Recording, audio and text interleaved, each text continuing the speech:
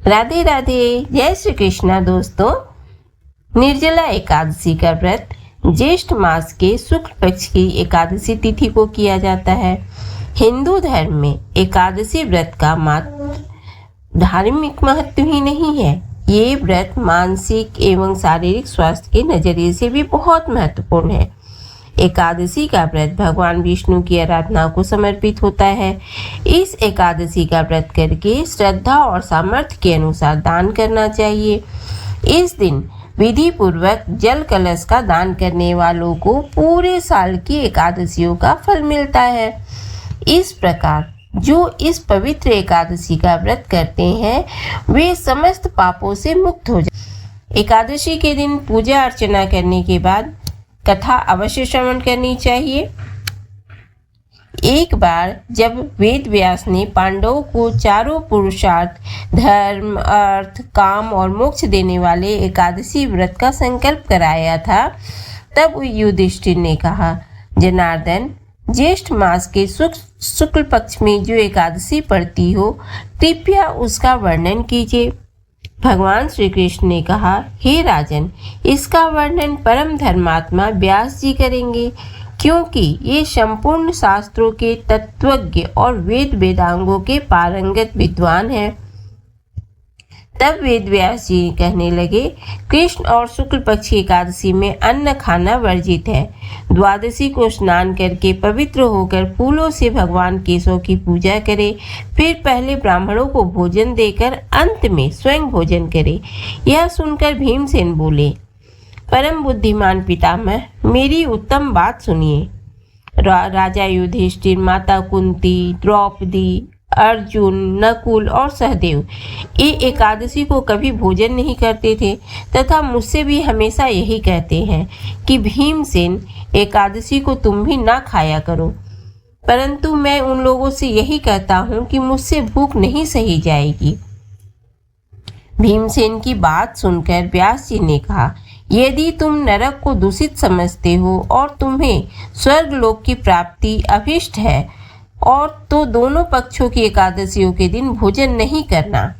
भीमसेन बोले, महाबुद्धिमान पितामह, मैं आपके सामने सच कहता हूँ, मुझसे एक बार भोजन करके भी व्रत नहीं किया जा सकता, तो फिर उपवास करके मैं कैसे रह सकता हूँ। मेरे उदर में वृक्क नामक अग्नि सदा प्रज्वलित रहती है, अतः जब मैं बहुत अधिक खाता हूँ तभी यह शांत होती है। इसलिए महामुनि, मैं पूरे वर्ष भर में केवल एक ही उपवास कर सकता हूँ, जिससे स्वर्ग की प्राप्ति सुलभ हो तथा जिसके करने से मैं कल्याण का भागी हो सकूं। ऐसा कोई एक व्रत निश्चय करके बताइए, मैं उसका यथोचित रूप से पालन करूँगा। व्यास जी ने कहा, भीम, ज्येष्ठ मास में सूर्य वृष राशि पर हो या मिथुन राशि पर शुक्ल पक्ष में जो एकादशी हो उसका यत्न पूर्वक निर्जल व्रत करो।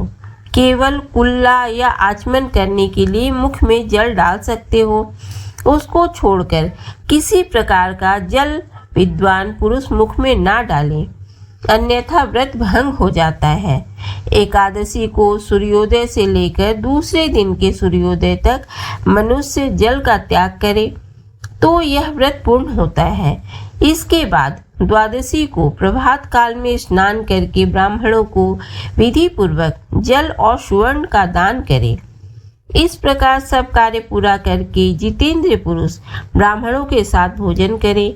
वर्ष भर में जितनी एकादशियां होती हैं उन सब का फल इस निर्जला एकादशी से मनुष्य प्राप्त कर लेता है।